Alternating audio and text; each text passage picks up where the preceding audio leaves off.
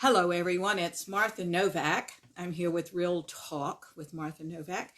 We're talking about vulnerability and being vulnerable, all the elements of it. We're also talking about self-acceptance, which is one of the elements of it.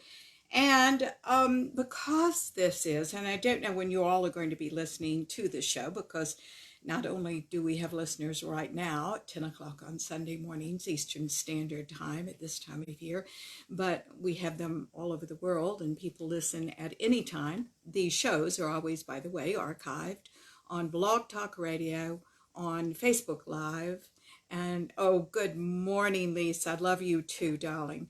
And on YouTube. So I don't know when you're going to be listening to this, but Happy New Year to all, because it's the new year. This is New Year week, or actually we're going into New Year week. It's on a Wednesday. And time for new beginnings. I think 2020 is going to be a wonderful year. It's going to be a very interesting year for all of us. Not that it won't be a little complicated, but we'll figure this out. And we certainly will figure it out together. So thank you so much for being with me today.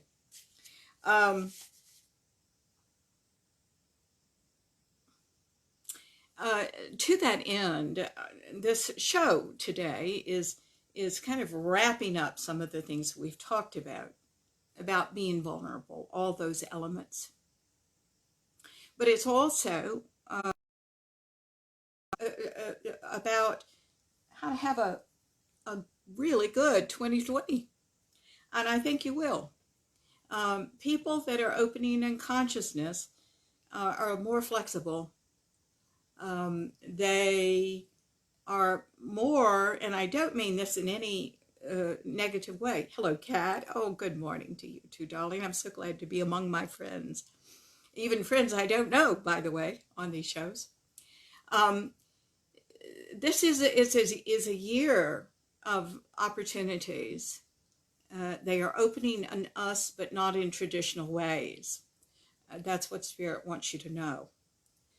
I want you to keep go through this year. What have I done to my clothes?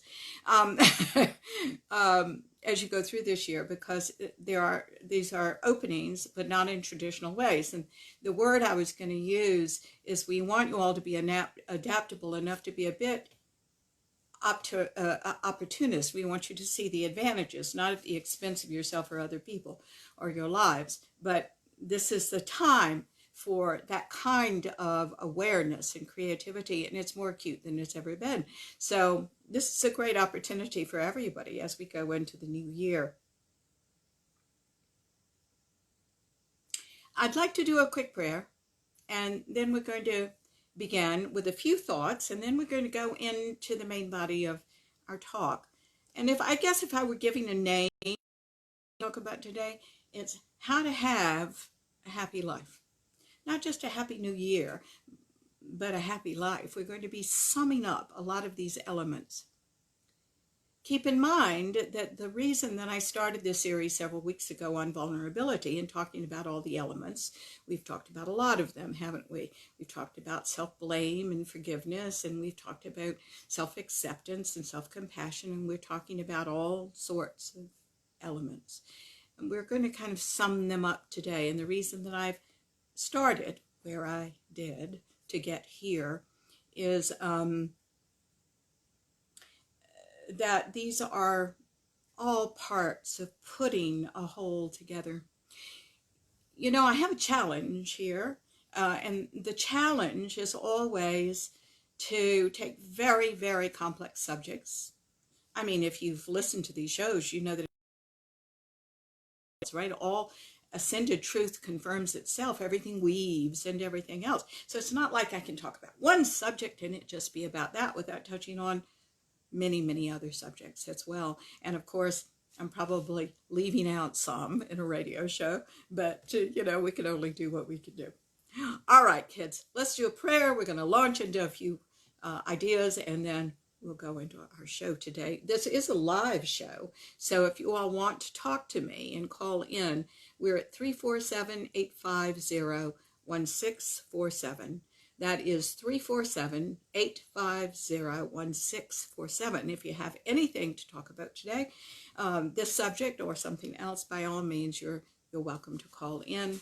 I'd love to hear from you. It's so nice hearing from you, either on Facebook Live or getting phone calls from you, because what's so wonderful is that, from my perspective, I'm sitting here, I'm doing the best job I can,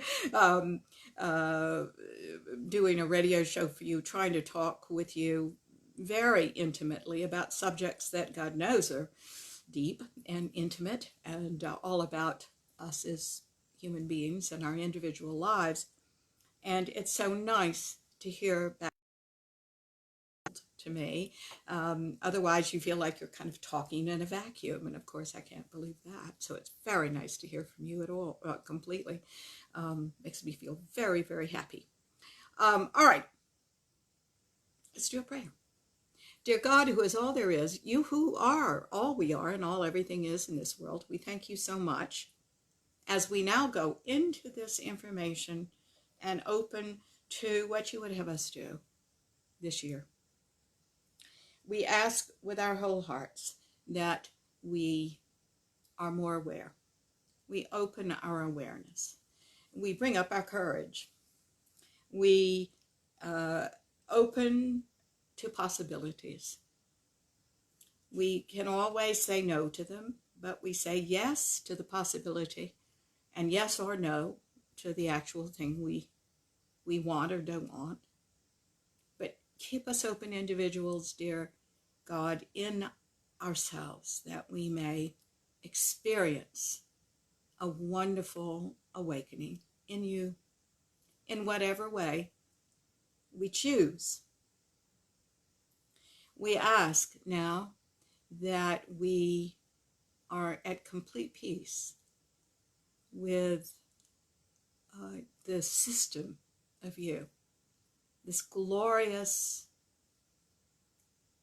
piece of work, energetic work that you have created in which we live in. We can count on this if we move past the egoic child's mind. Help us all do so. Help us want to do so, so that we can reach that peace that passes all understanding. It is in us. And now we ask that we see, hear, sense, and know what you would have us do as we open to the truth that lies in your enlightenment. This is a bigger truth than we've known. We ask that we see it, that we go there, that we even implement it when we see it. We now ask that we move beyond our need to know everything and honestly say, okay, for these 90 minutes we'll know nothing. For it is you, through us and through all things, that know it all in the ascended realms of you. And we open to this now. And we say this now in your name. Masters, our love, centered guides and friends, and in the name of each and every person listening to the show. Thank you so much, dear God. And so it is. Amen. All right. I heard the most wonderful story years and years and years ago. I don't have any idea who told me the story, and it's a very sweet story. I thought I'd start off with that today. It does have to do with our subject, but it is just a sweet story. So here we go, all right? So a man dies, or a woman dies. We'll say a man dies. He represents mankind, okay? Man dies and goes to heaven. And meets St. Peter at the gate. St. Peter says, oh, yes, everybody comes into heaven. However, your room isn't ready in your great mansion on the street paved with gold. So we want you to prowl around heaven, have fun, go, listen to the celestial choirs and all that kind of thing, and enjoy yourself. And we'll pop in and find you and take you to your home when it's ready. He says, okay. So he goes in, and indeed the roads are paved with gold and the mansions are huge. We can talk about this later. I don't believe in anything like this, but it makes a cute story. And I think the premise is good, so stay with me. He hears the celestial choirs, lovely, okay? And then, after walking and walking and walking, his feet don't even hurt, he comes to a warehouse district in heaven. And there are these huge, endless, he finds out, endless warehouses. And he goes in one of them, the first one, and there are all these boxes, small, little teeny things, great big things, with one person's name on them, Dolores Kleinfelter. Okay, so all the boxes, Dolores Kleinfelter, all the way down. So he can't, because the thing is endless, he can't go to the end of it. So he goes back the way he came. He goes into another one. And sure enough, here is an endless warehouse with one person's name on everything. George Chrysodophilus. Okay. All the names have that on it. That's interesting, he thinks. So he goes out the way he came, and he goes into another one. And there, all these boxes have his name on it. And about that time, St. Peter shows up. And he says, your room's ready. I mean, your house is ready. And this man says, I have a question. I had no idea that there was a warehouse in heaven. All these people, each person seems to have these endless boxes with their name on it. And I'm just wondering what that's all about. And St. Peter said, these are all the things you didn't ask for, but were there for you. Now, I thought that was a wonderful story. I think that we don't ask. I think sometimes we don't ask the right way. I think we don't realize when we're creating things and asking for things that we're often coming from the lack, because we are very fearful. You'll be a better creator if you come from the abundance of God, not the belief in the lack of God. And that takes awareness. That takes this journey that we're on together of consciousness. That takes getting over the egoic child's mind. That takes transcending it and knowing more. Okay. I hope everyone, again, these are some thoughts that have to do with our subject, but are a little more random. I hope all of you had a good holiday. I might have mentioned this to you before, and if I did not, I'm going to put this on the table for all your holidays from this point on. Years ago, when I lost my whole family, or who I knew was my family at the time, I felt very sorry for myself for a couple of years. I didn't decorate the house. I didn't decorate a tree. These little 8 people to which I belonged, or were they 7? No, they were 8. 8 people to which I belonged. Hello.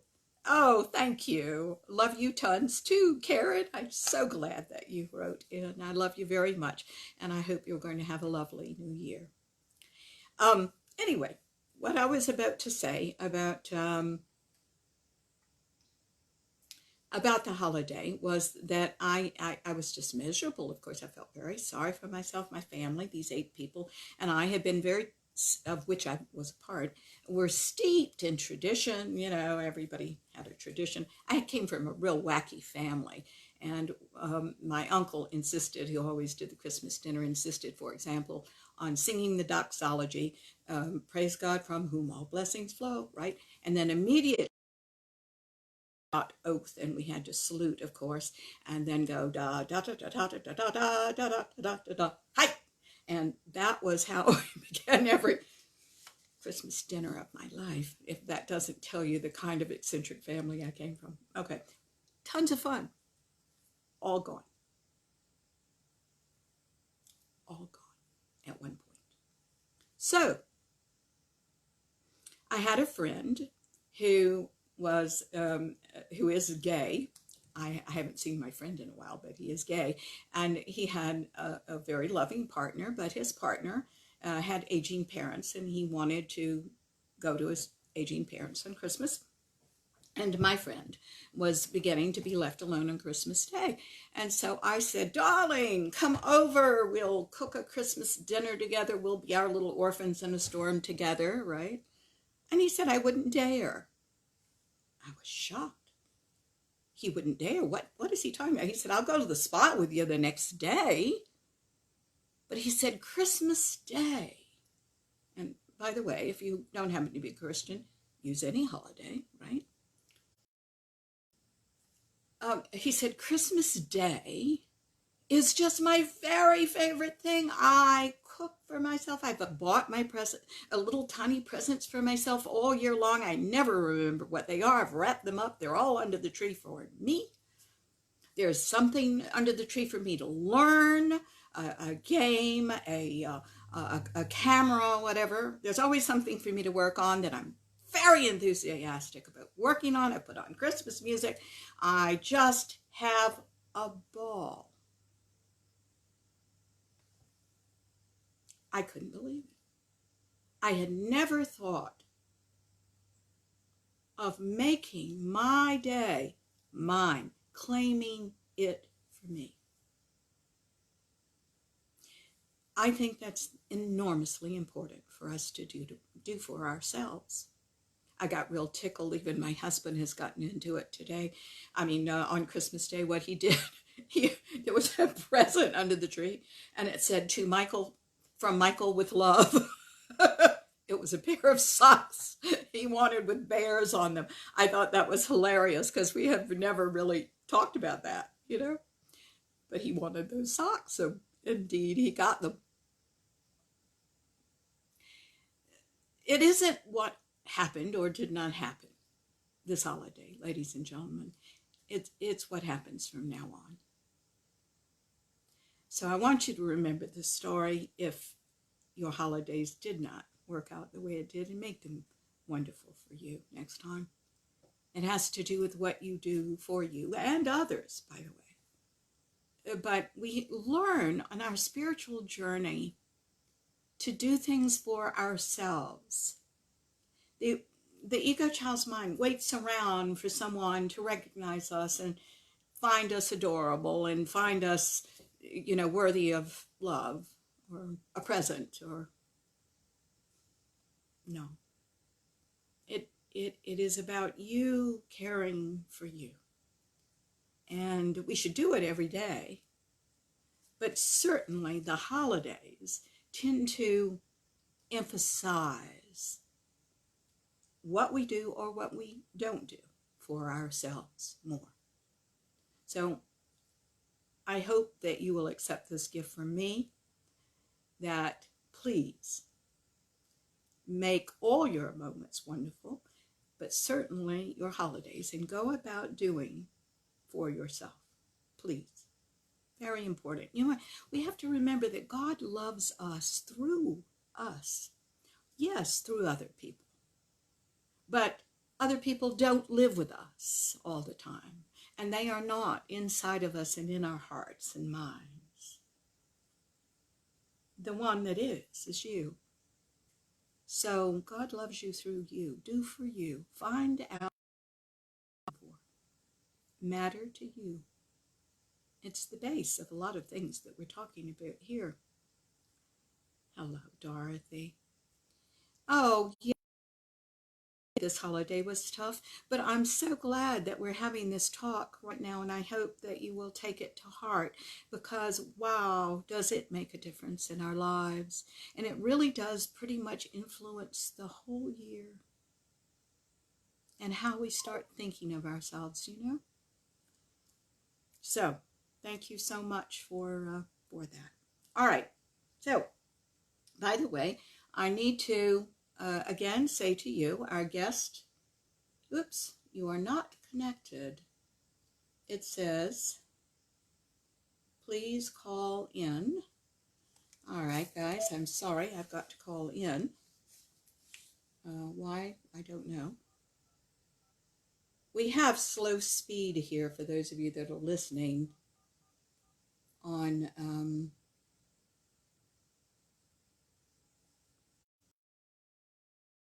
radio and Facebook Live, Blog Talk Radio. Okay, it says mobile network not available. So do that. Our Facebook Live will stay up. It is so frustrating sometimes, the slow speed where I am. Okay, now going back, thank you so much for writing in, Dorothy. That means the world. Let's change unhappy holidays for ourselves from now on. Let's do that for each other. Here's the interesting thing. I work with energy. All this is energy psychology that I talk about every week. It's about energy. If you change the energy, your thoughts and feelings and behaviors change. So let's make an energetic pact, because we're all friends, whether we have ever seen each other standing before each other or not. All of us are supporting each other. And let's say we're going to do this for ourselves from now on. Now, you're going to have to do this kind of all year long. When you see a little something designated as a Christmas present, wrap it up, put it up away, and put it under the tree when the time comes.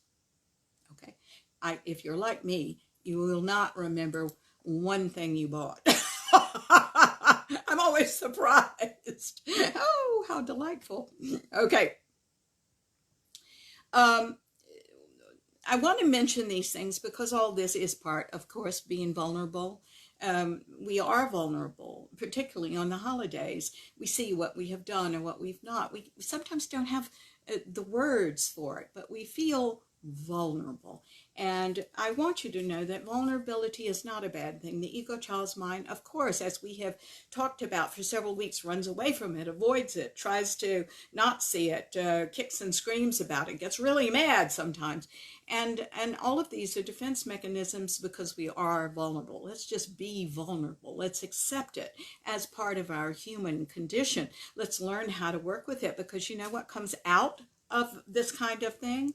Balance. And a happy life always has the element of good balance. And it's so much more than just knowing when to work and when to play. Balance is about knowing yourself so well that you're making good decisions in the moment for yourself. That's really what balance is.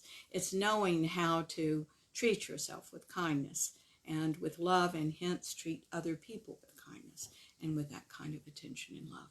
Now, let's go into the meat of what we're going to talk about today. Those are some overviews and things that were on my mind to share with you today. I'd like to talk about this being vulnerable, and we've studied a lot of things, as I referred to earlier. We've talked about self-blame, we've talked about self-forgiveness, we've talked about self-acceptance and being more compassionate to self and others. But in summary, to have a happy life, considering all these things we've talked about, let's talk about these things in summary and then give you a little more. All right? You know, guys, this show, the way I've set it up, is not a show to solicit. It really isn't. The things that I have out there on my website are things to help your journey. I'm not trying to solicit.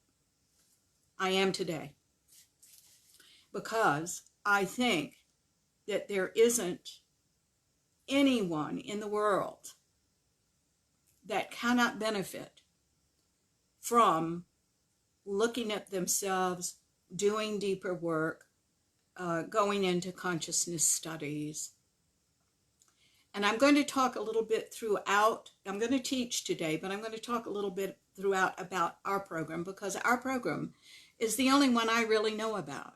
I haven't done other people's programs. I'm sure they're good. And perhaps if you're investigating those things, you'll find that out. But I can tell you about ours. And this is not going to be anything that's tedious, I promise, because I'm going to do a lot of other kinds of teaching. But the first point I want to put on the table, that is the base of every point I'm going to bring up, is you got to be aware. You have to be more aware for a happy life. There's a larger perspective on our lives and each moment in them that the ego child's mind does not allow you to see, because it's busy bringing up a lot of fear and anxiety and telling you to follow the patterns that were established in your childhood based on appearances. Okay. Now, a lot of times we, certainly in our work, let me talk about that for just a minute. When I have you in session, I listen for the first 40 minutes to an hour to everything you have to say that's going on in your current life. I'll occasionally say, and how to remind you of your childhood. Now, by the way, the first session I or my people ever have with you is all about who did what to whom, who your mother, who your father were, what the relationship with your brothers and sisters were, what your relationship with everybody was, what the traumas were in your life. It's an overview. Don't think that it's just going to be that, because we're going to see, my team and I, we're going to see patterns that emerge from that. We're going to tell you what those are in that session and say, here's how we're going to work. Oh, it's very exciting. And I had a man years and years ago. He was very fearful. He didn't know me at all. This was before there were so many ways to get to know me, like the radio show and the books. And this was in, years and years ago, without all the devices that hopefully all along your journey. And I was telling him some aspect of this, and he got up and would not let me finish. And he said, I don't want to do this. I didn't want to go back in my past. I'm not going to relive all that. And it made me so sad, because I could have made him feel so much better about this, because this is the gentlest approach in the world. It really is gentle. Suffering is optional here. You just have to be willing to look at some of these things and resolve them. We're not trying to have you hurt and not ever get out of hurt. That's ridiculous. I wouldn't have a business if that was what was going on.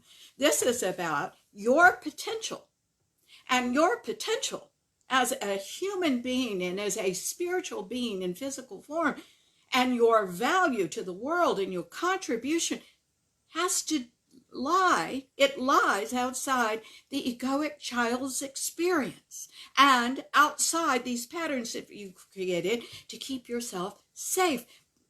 I have to prove to you that you are safe already. You have loads of choices, which the ego child's mind does not see, because it's busy propelling you back into the old ways of doing things in these old patterns. So part of being aware is being challenged, allowing yourself to be challenged. And what do a lot of people do as a defense mechanism, even when they start with therapy, with honestly, and I don't say this egotistically in any way, shape, or form, but I love you. I want what's best for you. I have no vested interest in this. I just want to see you live your potential and add that to the world and be happy and be loving. Okay? That's all I want. But how you do it is your way. I wrote in here somewhere in the body of the piece, I've worked with thieves before, really, thieves that steal from other people. They would come to me and they'd say, I don't want to do this anymore. And they'd come the next week and they say, I feel like a failure because I'm in your program and I'm stealing. And I say, well, you'll do it until you don't do it anymore. So don't mix up judgment from me with me simply challenging you, because I'm supposed to challenge you. That's what I'm supposed to do. You'll hear me say this again at some point. But a lot of times, people as a protective mechanism say, oh, I'm such a bad person. Oh, I'm just horrible. Well, I'm not beating you up. And I want to stop you beating you up. This is ridiculous. We got someplace to go. So get in the car and let's go there together. You see? You don't have to stand there and decide whether you deserve to get in the car or not. No, it isn't about that. It's just about getting in the car. Come on. We're going to go together. Okay? At least on these Sunday mornings, we'll go together. At least if you're going to read my book, either book. If you get the app, there's an app called the Teacup Prophecy that is for iPhones. And by the way, we're working on it for Droid. Apparently, it's a lot more complicated, my dear IT person says, Jim. But hopefully sometime this year we will have that, because he's relentless to figure all this out. All right, let's keep going. So when we work each week, if we work each week, we concentrate fully on you. My sessions are 2 hours long. I feel twinges, as I've trained people to do, because I've got a great team. I feel twinges in my body that tell me to go to something that was stored in the heart or in the kidneys or in the throat area. You'll see me once in a while when I'm working on you touching things. I used to touch parts of my body. It's my signal to spirit that I've got this. Let's go to the next one. And these things then have to be picked up intuitively. In other words, things that are in the heart, or feeling lost and vulnerable and deserted and abandoned and having heartbreak or unrequited love for something that never happened.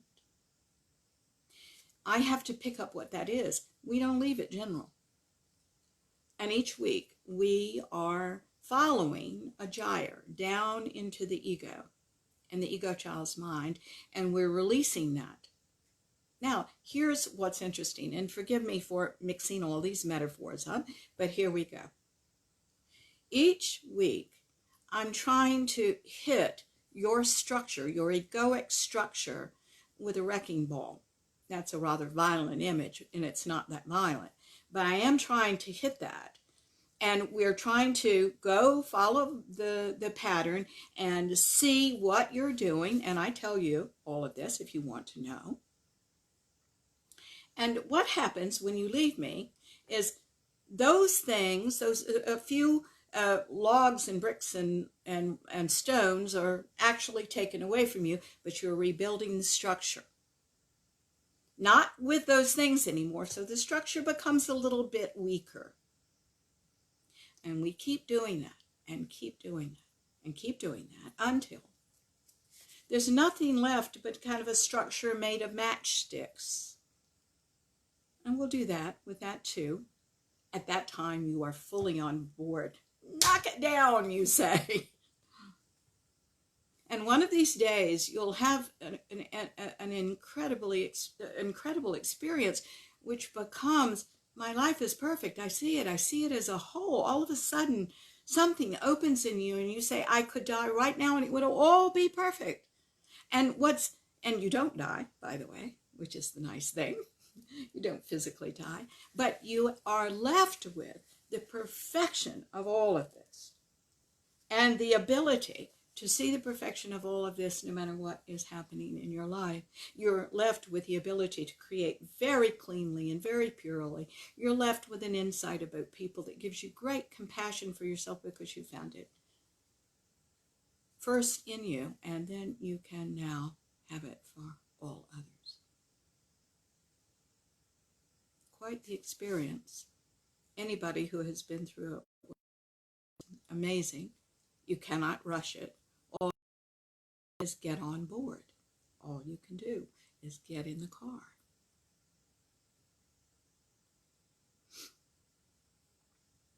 Okay, let's see. Have I said everything I want to say about that? Just simply that this is an energetic process. I am always determined, because I'm quite the reasoner, to satisfy my mind about what's going on and to satisfy yours, so you can walk out of your session knowing what things have been about. But because this energetic clearing in your cells, it's really a very, very deep process. It is the energy that causes your thoughts, it causes your feelings, and it causes your behaviors. You see, it isn't the thoughts and feelings that are the bottom line. It's the energy that's the bottom line. That's what we're adjusting, believe it or not. Isn't that amazing? So hope is all over the place. You just have to stick with it, because some of us, speaking for myself, are quite stubborn. And our ego chalice minds is strong, and we are rooted in our patterns for lots of different reasons. And we got to see, well, that's not a good enough reason, beyond it. And one day we take a chance that God really, really loves us and that everything is perfect. And then we find out it is. Okay. That's all I'm going to say about that. You just keep in mind that the path to everything that we're talking about now is a triad. Awareness leads to consciousness, leads to enlightenment. There we are. But it's all energetically based. And that's where the power is. Now, there is one other thing I want to say. My eyes just fell on that. I am here to remind you that I and my team work remotely. That means you can be in Dubai, and we can, because this is an energy-based system, we can tune into you, pick up on you, and follow that experience. Some of our clients have actually seen us in person, and some have not. I do encourage everybody to eventually see one another. Sometimes we can work on Skype. Sometimes we work on the phone. Sometimes we work quietly and remotely. Once we've been working for people for a while, I get real tickled. A lot of my clients just will call in for 20 minutes to an hour and then say, do your work for the last hour. And I appreciate that kind of trust more than I can say. Okay. Number 2, I want to talk about emotional intelligence, and I want to talk about it in a way that we haven't spoken about it before. Everyone, if you are going to open up and do this work, needs to learn to be emotionally intelligent. I don't know of another way one becomes emotionally intelligent without some sort of work on the self. Here's the problem. All of us don't know what we don't know. I can give you a great example of me. Years ago, I think most of you know, if you've listened to me before, I was an actor. And that's how I developed, as a matter of fact, this energy-based system, because for some reason I was able to see energy. I didn't know I could see it at the time, but then I went, wait a minute, this is what I'm seeing is energy here. And my whole peak performance program came out of this. If you want to know more about it, I have a great CD, a series of CDs on the energy in your body and how to work with it, called the IT series. And it's on my website if you want it. I think it's a DVD now that I'm thinking about it. I don't think it's a CD. Anyway, enjoy. It's the course that I give business people quite a lot.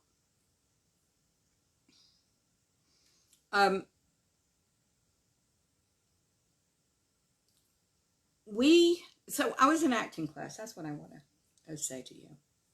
And I had a very hard piece that, quite frankly, I wasn't emotionally aware enough to fully understand. You know, great writers are great psychologists. Do you know that? They really are. And great actors are great psychologists, and great anything. Great directors, great psychologists. I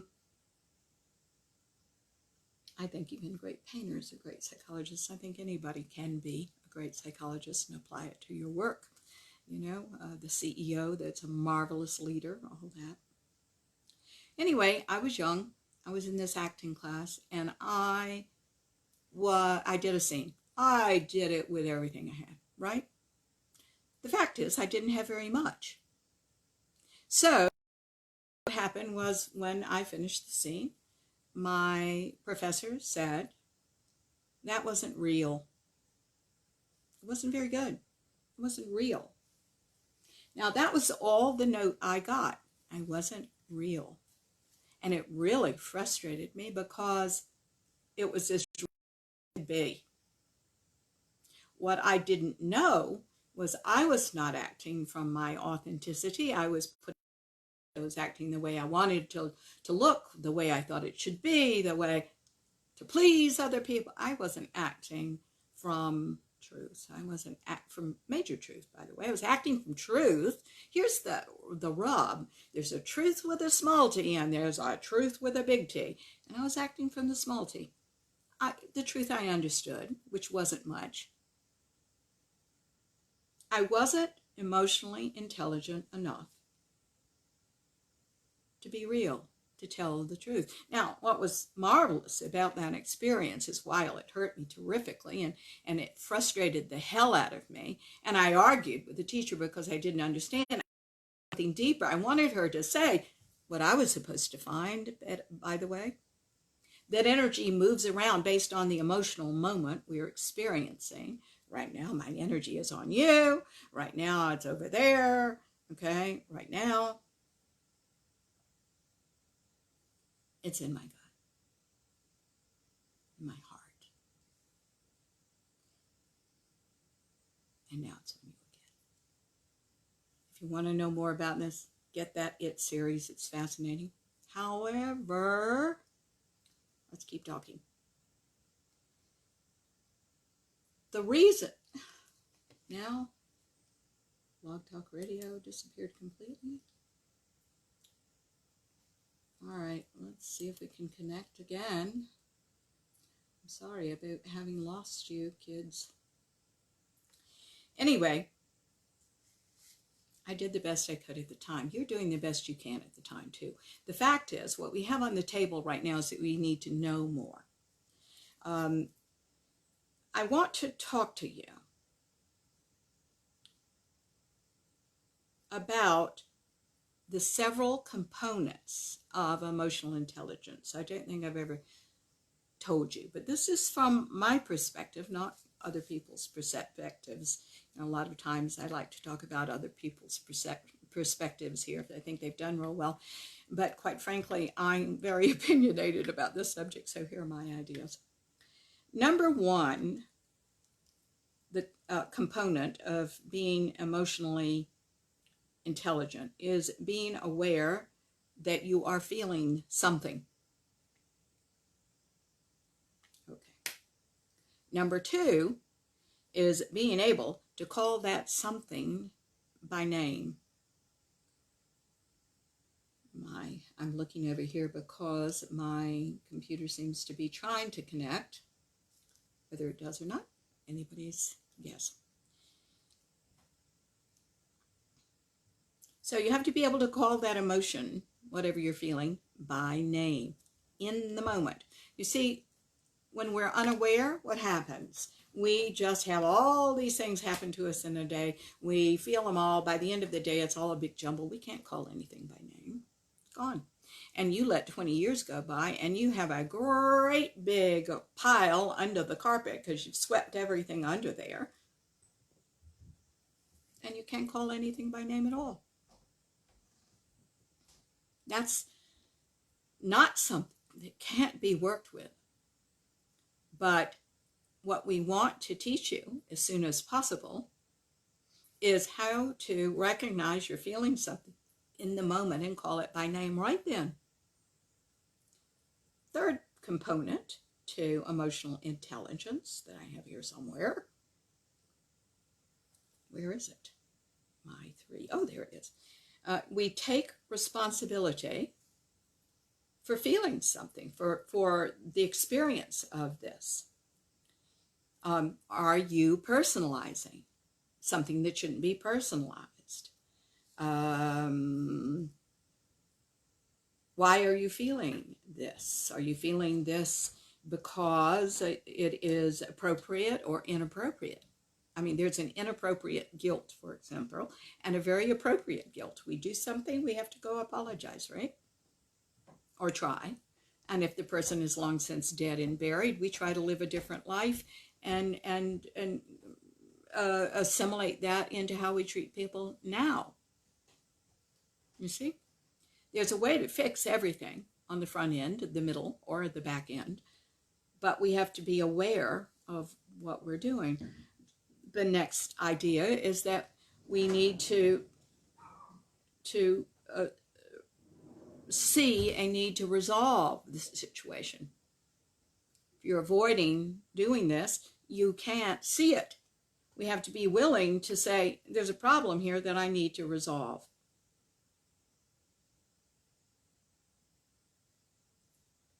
And then you need to know what to do to resolve it. We need to learn to resolve things in an emotionally mature manner. Sometimes we need to, and most of the time, quite frankly, we need to go to a therapist to find out how to do that. How do we do that? How do we do that? What do we say? What do we do? Because I'm going to guarantee you, I've taken even advanced students and I'll give them that challenge. Tell me how to resolve this, and they can't figure it. It's because the emotional, the ego child's mind blocks you. We've always done, right? So we have to learn new ways. We get coached, guys. This is how to resolve that. And then, and only then, once we resolve it, do we actually need to give ourselves a pat on the back for doing it. That's part of emotional intelligence too, saying, good job. Now, we don't want to go to the extremes that most people go to. We're going to talk about that in just a minute. But narcissism propels us to the extremes. We're either a failure because we don't know, or we are a blooming king of the world, queen of the world success. When I talk about patting yourself on the back, I'm saying you pat on yourself on the back because you've gotten over some old issues that have held you for a very long time, and you've found truth and vulnerability and balance, and you have done your job as a mature intelligence, and that's extremely important. Guys, you can go through life reacting to people and circumstances, but you're not going to have a happy life if you go through life reacting to people and circumstances. You see, you can't avoid the way you feel if you're going to be a conscious human being. You have to face it. You have to learn to deal with it. You also can't avoid the feelings that other people have you feel. You have to learn to deal with this. All of this is a learning experience. And here's a common fallacy that we all have. You know what it is? We should know. We should know these things already. And this is where we as human beings get mixed up. Because the knowing is in us. But our old programming is in the way. So the truth is, you can't know that until you work on the self, which is part of your journey, your spiritual journey, and then you know. You see? So this old idea of I should know that is just you beating yourself up for not studying enough for the geography test and making a D or an F on it. Somewhere that happened and you said, oh my God, I should have known that. I'm such a bad person. I'm such a failure for not knowing that. This is not the same thing, ladies and gentlemen. This is that everything is programmed into you. This is that you have a lot of false learning on top of that. This is the opportunity and the privilege to get out that false learning and to more and more become who you really are. And out of that, your wisdom, and out of that, your contribution to the world is you. And nobody else can do that but you. It's supposed to come through you. Okay.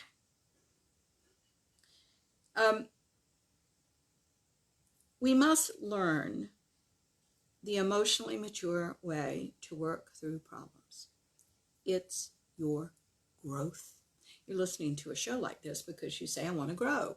Well, this is your growth. So you're not going to be able to avoid it if you're going to do this work. Number 3, component of all this happy life that we're summing up here. And here's where it gets tricky. I want to put on the table. Egoic emotions lie. They lie. You can call it what you will. My team, when I gave this lesson years ago, reacted to the word lie. We lie? Yes, you lie. Egoic emotions lie. Now, let's sort through this. The egoic child's mind narrows your focus and distills whatever is happening down to the negative. What you did wrong, you hold on then to being right or wrong, by the way. And you start to live from that perspective. Again, a pathological line has been crossed where it isn't just what you've done, what you did, it becomes who you are. That's the problem. I have lied, you say. Okay. But then you say, I'm a big fat liar. Problem. You say, I have stolen. Let's just go back to my image. And then you say, I'm a thief. When we define ourselves like that, that's where the problem comes in. That's where we need to do some work. Okay. When we lie to ourselves, it absolutely never works out because you aren't doing what you should with it. You should notice how you feel in the present and trace it back to the past. You can't do this for yourself, by the way, ultimately, not for full release. You want to know why? Number 1, you don't want to transcend the pattern. Part of you does, of course, that's your ascended mind, but your ego child's mind wants you to keep doing the same thing over and over again. And it sends up propaganda saying this is the only way you can put one foot in front of the other in your life. It's the only way you can keep safe and protect yourself. Oh, it's got lots of propaganda, which is not true. It's going to tell you, the ego child's mind, that it is responsible for saving you. Your limitations that it imposes on you are responsible for keeping you safe and getting you here so far. And it's right in a way. But it's not going to get you what you want in the end. You see, the ego child's mind doesn't care if you're happy. It just wants you alive. And many times when we're doing these old egoic patterns, we're enduring, but we're not really living. And we're certainly not reaching our potential, which can, right? If we challenge all this. The second point here, and I go back to saying something that I have said before, which is there are releases and there are complete releases, freeing you completely from old patterns. This only happens when you're at the bottom line, when there's nothing left to know or explore anymore. There is an energetic release. And this is why the work that we do here is effective. We don't just adjust you around the problem.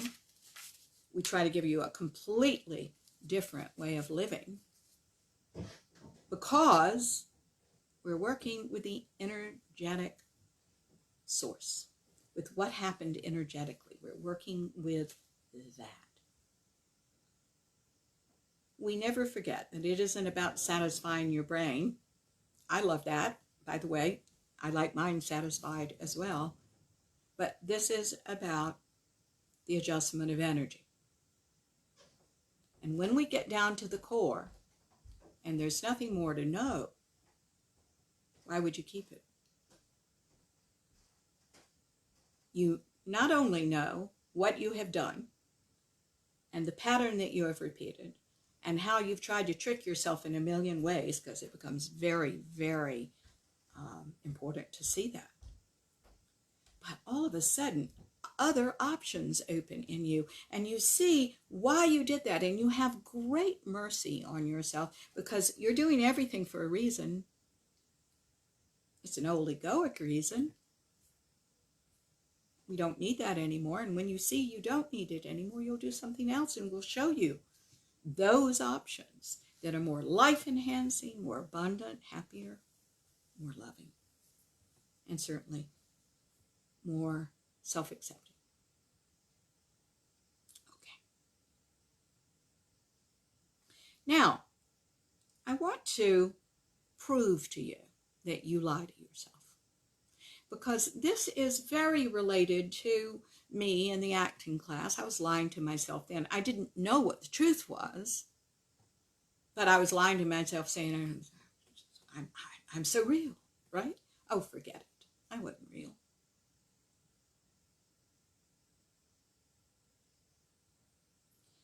I can prove that you are lying to yourself through your emotions.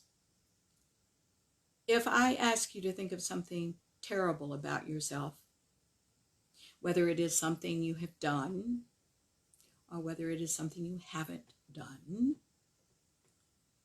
if I ask you in that, is that all you are? Is that all you are? You'd say no. And yet you chronically tell yourself it is all you are. And this is the source of much of your unhappiness, you understand? You're chronically telling yourself this is all you are. Now, what opens consciousness is working on seeing a larger perspective. When you can stop, what we try to do in the first stages is stop you beating yourself up so much. Okay, we may even have to go even deeper into why you don't want to work on yourself.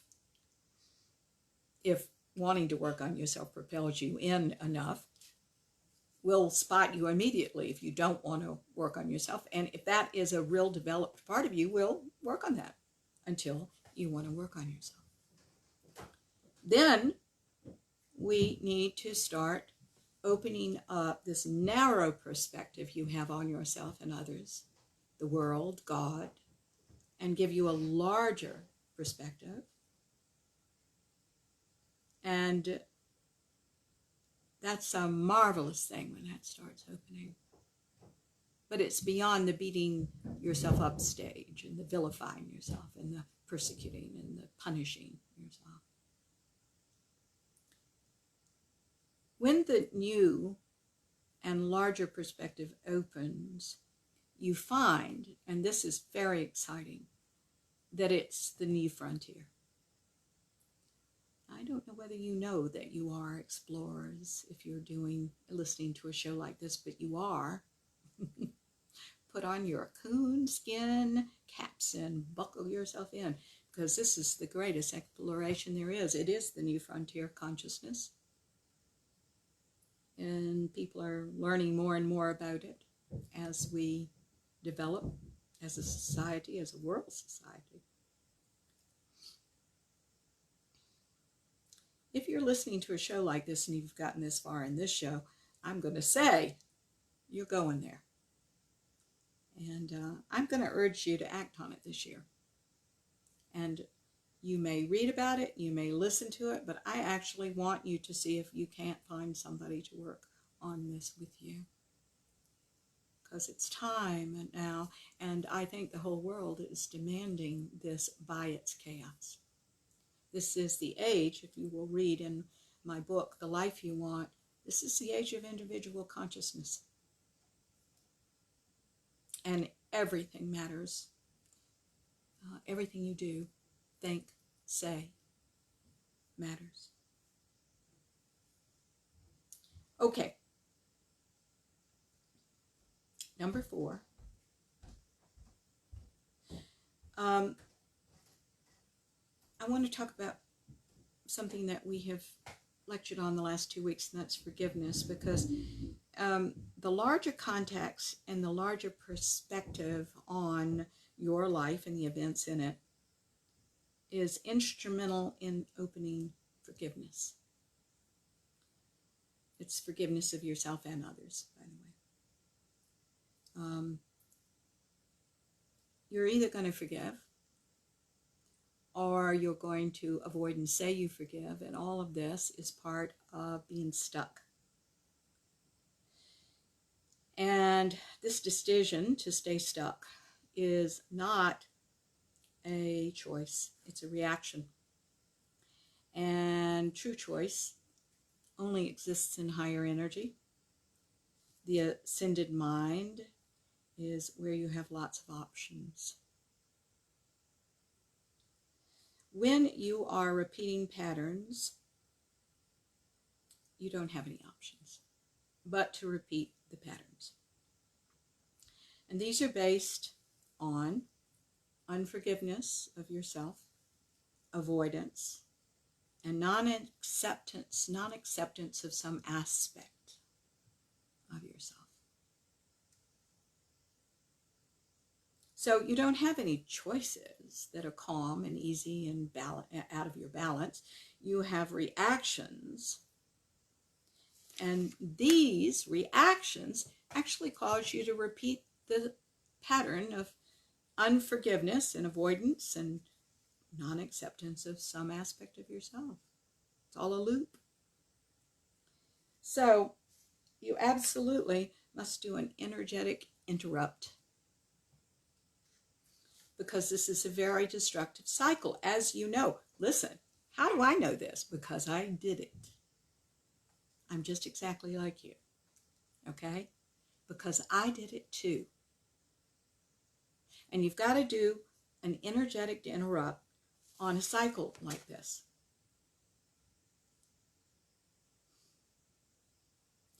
Everyone on earth has a path. Some of us are called to this work. And if you are called to this work, you're called to interrupt cycles like this. Okay? And it takes somebody that is working with energy to do so. I get real tickled. I have a lot of people that have worked on themselves, and I'm very honored. They come to me as kind of a thing to do at the end of their search. And they will say to me, so this happened to me, and I found that it went back to when I was 4 years old, and this happened, this event happened. And it's like, well, that's not the end. And they know that. I mean, that's why they tell me. This is as far as I got.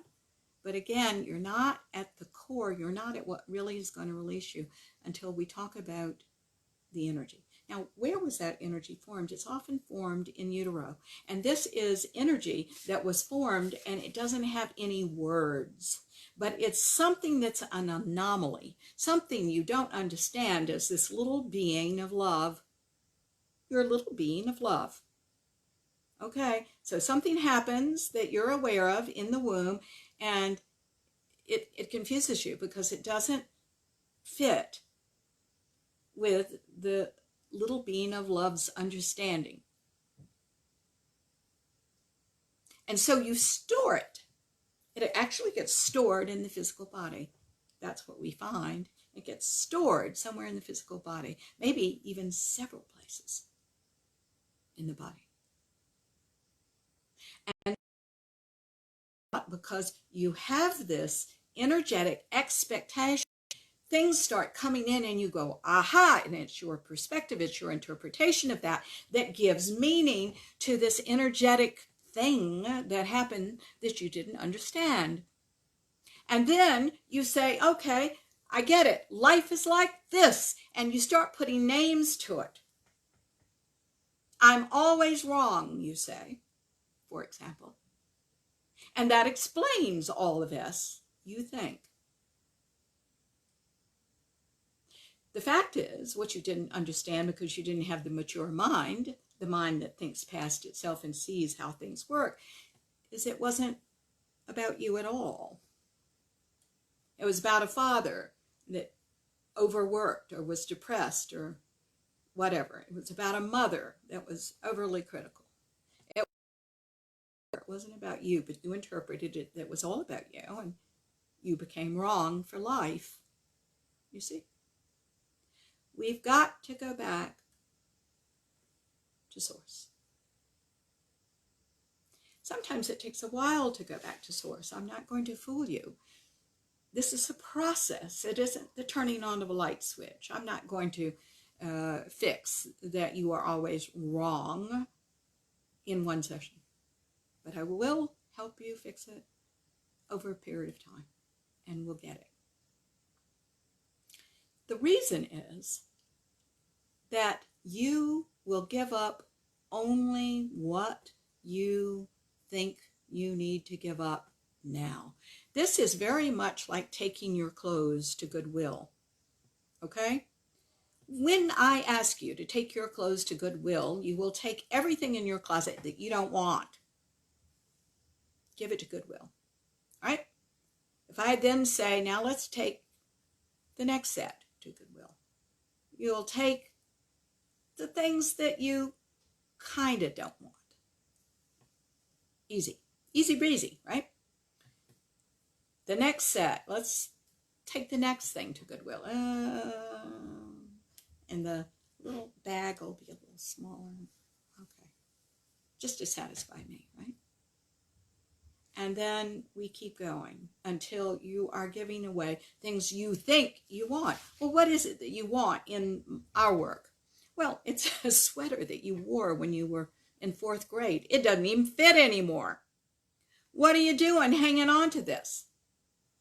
It goes, kids. Somebody needs to have it in terms of Goodwill and where those things go. You, in our work, just don't need that anymore. It's about living in the present. It's about being who you are now. It's about having something lovely on your developed body. It's not about the past. It's not about the sentiment. And it's not about the trauma. You know, I notice that when people start opening themselves to higher energies, they often get an animal.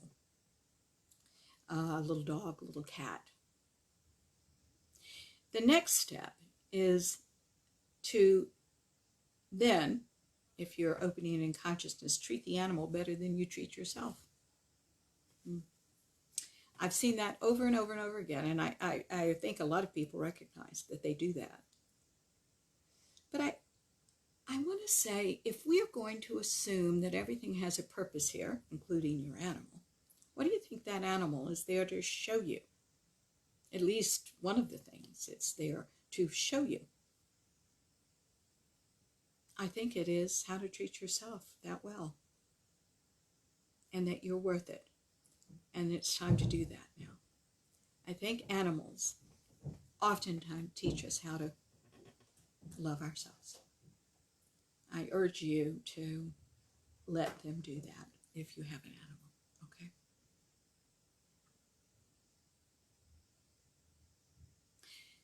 Notice your reaction to this. Are you judging you if you don't do that?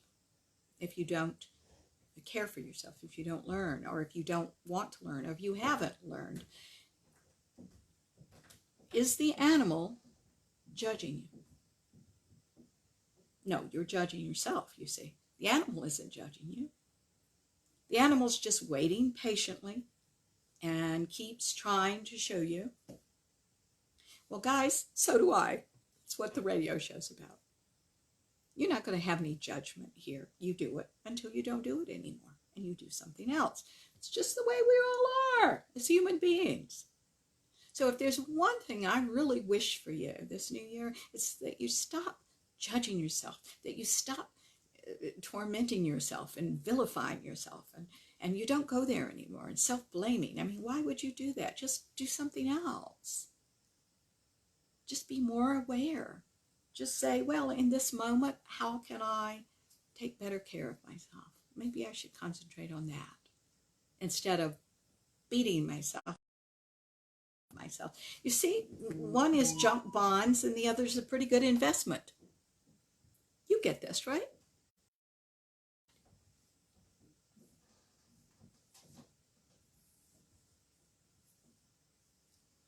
I think it's really time for you to have some mercy first and learn to love yourself in a better way and to embrace you as a human being, the light and the dark, the good and the bad, the rich and the poor, the smart and the dumb, the everything. Because if you are God, the aspect of, and you are, then you're everything. Why deny anything now? And in the embracing of these things, that we can then have a choice to live differently and to react differently, you see? Because if we're denying ourselves, we have to revert to a reaction out of our old patterns. Just the way it is. Okay, let's keep going. I don't even know what our time is. We never came back online with Blog Talk Radio, so I'm very sorry about that. Let's go into point number 5. One of the things that has to go in all of us is our narcissism. This is the most narcissistic world society that I think I've ever seen. We focus on our selfies and on telling all about ourselves on social media, and we focus on who's the hero and who's the villain in the world, and who has much and who doesn't have any, and who's smart and who's an idiot, when we are being pretty idiotic to do this, and it's a very dangerous game. Now, I'll say it's a dangerous game because it reinforces a pattern of looking at yourself from an egoic perspective. That's why it's dangerous. And every time you use that egoic perspective, an entrenchment happens. An entrenchment is a deeper rut into that. And it makes it harder and harder to get out of, because it becomes a habit. It becomes your life pattern. It becomes who you are. It crosses from this is what I do into here's who I am. Okay. What you look like, how you are being perceived, what you have, and how your life is better or worse than others is not what you are here to do. It is not what your life has been about. I don't judge it if it has been about that. I say it's time to do something else, and I want you all to wake up to that. It is this pattern that you are doing of narcissism that doesn't give you a significant and fulfilling life. So what should you be doing instead of the next selfie? Well, realizing that right now, in this literal moment, you have options to make it a really good one, a significant one. Keep in mind what I have said before, there's a great deal of difference between pleasure and fulfillment. Pleasure is different than being fulfilled. Pleasure is momentary. You take that selfie, well, there it is. But fulfillment is about supporting you at your most authentic. And there's nothing like it. It's harder. It requires you working on yourself. It requires being honest, emotionally honest, and putting yourself out there. It requires connection. It requires being real and having a relationship with reality, not fantasy, which is its own reward. Forget that. Not going to bring you anything. And so much of our narcissism, you see, is fantasy. That you are absolutely nothing is fantasy. That you are the queen and kings of the world is fantasy. They're extremes. And we have to be willing to challenge these two aspects, because, by the way, one goes with the other, and say there's something more, and that is the higher self mind, the transcendent mind, who I really, really am authentically. And we have to be willing to start taking some chances on that, because fantasy so oftentimes is the reason we get up in the morning and we're able to put one foot in front of the other, because we have told ourselves that reality is just too horrible. We're going to have to find a different relationship now with reality. We've got to get past our old perceptions and open up new ones. I think the story that I told you about Christmas is a good example of that. If your old reality is how hard the holidays are, you better have a new perception. You better do some things and create some energy around something different, so your life can be happier and better. These moments are your journey, and at the end of your physical life, hopefully a long time from now, by the way, I hope that every single one of us will say, what a wonderful life. If you do these things and really try to incorporate these things, the universe is going to amply reward you, but you're going to have to be honest. You're going to have to really work on yourselves. I urge you to implement these things and not just think about them. Years ago, I had a darling man who simply could not do as I asked in an acting class. He could not get to the energy level that was required for him to be real, for us to no longer see the acting devices, right? It requires a certain energy level. And I'd given him an exercise that would have done this. If you want to know what the exercise is, it's in the IT series. And I said, what are you doing? Are you doing the exercise? And he said, yes. And I said, well, how are you doing the exercise? He says, I'm thinking about it. Thinking about it does not train the cells, ladies and gentlemen, to be different. It does not challenge anything. It's a mental exercise. And consciousness is not going to open for any of us unless it's mental, emotional, physical, and spiritual. Happens to happen in every aspect of our being. We cannot be conscious in one aspect of us and go and beat our children. Not going to happen.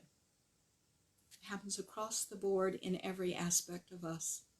And then we change, and then we know, and then we find the peace beyond all understanding and the authenticity of self. Oh, it's a wonderful life, ladies and gentlemen. Please go on this journey. Okay.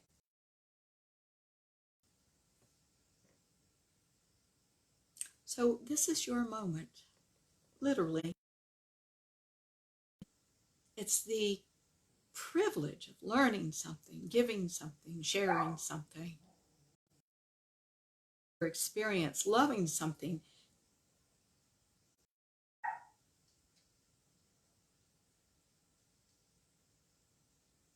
It's a very important moment, the literal moment.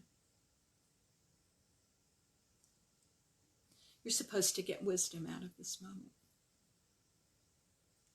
You're supposed to then use it in some big way, which becomes your contribution, which is your potential, and that really makes you happy. And only the individual can birth this thing.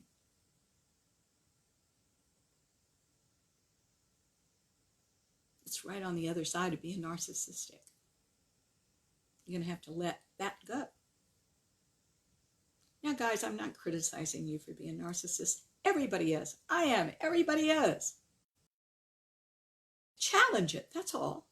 We've got to say, there's got to be something more than my insecurity and my running around trying to paint this pretty picture of myself. Who am I really? It takes courage, doesn't it, to say, I'm tired of this. I want to be honest. Help me be honest. When people come to me and say, I want to be more emotionally honest, all I can say is, well, who doesn't? Yeah. We're all trying in our way. We want to be authentic because it's the right thing to do. Our narcissism may propel us into work on ourselves. I know mine did. Years and years ago, I noticed that my work, my acting, my directing, my whatever, my writing was tight. That's the word I used. It was tight because I was fearful. It took me a little while of working on myself before I realized, wait a minute, this is fear. What I'm doing is conquering my fear. You know, when I started this, ladies and gentlemen, I didn't know anything. I just know I had to do these things. Being intuitive, I had various callings. I remember one day I had a dream. I think I've told this story before. I'm going to tell it again. And that is, I had a dream. I was at my uncle's house. My uncle was very popular, a lot of friends and family and everything. And in this dream, I was on his porch, his white porch, and it was very green grass. I remember that. And everybody in the world, in my dream, was in his house, not me. I was outside. And I walked over to a white bar. And there on the white bar was a knife. Now, I had left out a significant part of the story, and the knife had a white handle, by the way. But the significant part of the story goes, I was sitting on a bench on this white porch, everybody else inside, and I noticed that there was a tick on my leg. I was wearing white shorts, something I would not be caught in dead right now. I would be caught dead in right now at my age, but I was wearing white shorts at the time because this was many, many years ago. And the tick was not on my leg, it was in my leg. It was in my leg with its little butt sticking up, right? So that was what propelled me over to the white bar, the knife with the white handle. I came back and I plunged that into my leg to pry out the tick. Blood everywhere, red blood everywhere. And I woke up and I heard God's voice. my guide's voice, same thing, by the way, say, you've got to go to a doctor to get the rest of this out.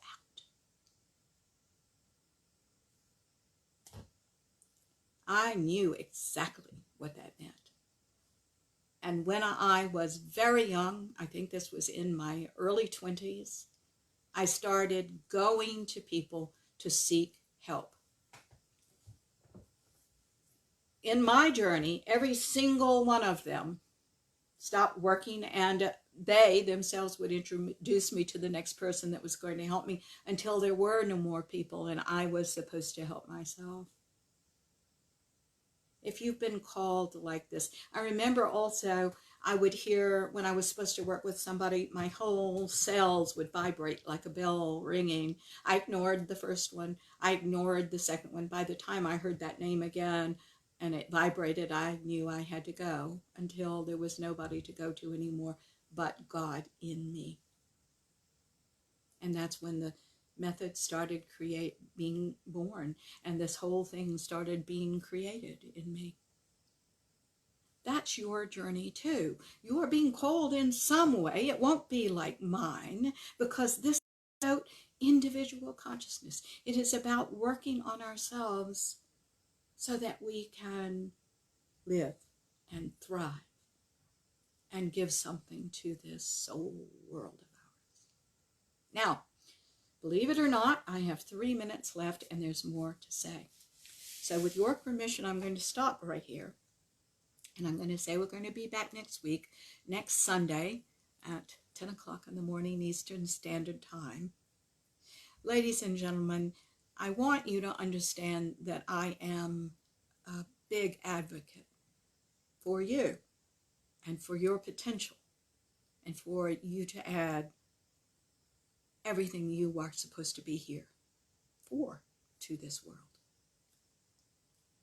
It is not a fuss, it's never judgmental, and it's no criticism. What it is me being very involved in teaching you this so that you may thrive and go on to have the happiest life ever. So stick with me, okay? It's going to open for you. These things are not some secret society. They used to be. We didn't usually used to have words for these things. We do now. And they're becoming pretty commonplace. In that, we have to be discerning. We have to know who's real and who's not, and how to work with ourselves. But all of this is going to happen for you, I guarantee.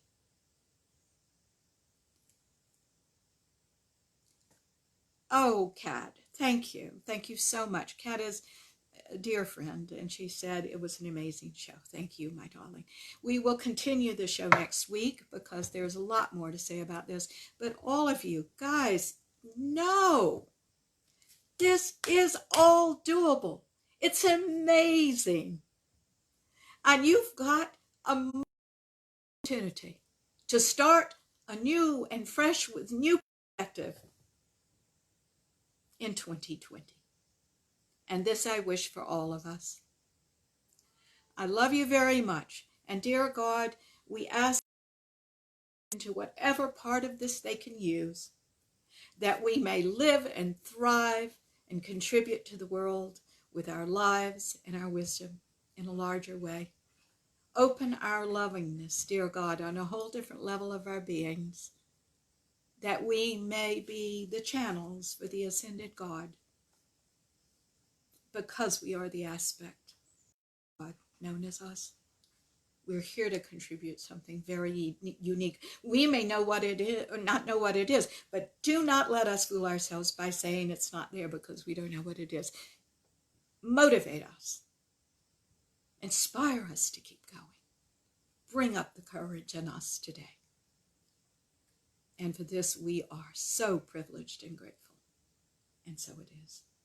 Guys, thank you for liking us, to get the word around about us on social media. Here I said, don't get on social media so much, but get on it for this. We got to spread the word, right? Oh, dears, thank you so much. You know what I mean. Love you very much. And I'll see you next Sunday, okay? Be good to yourselves. Have a good one. Bye-bye.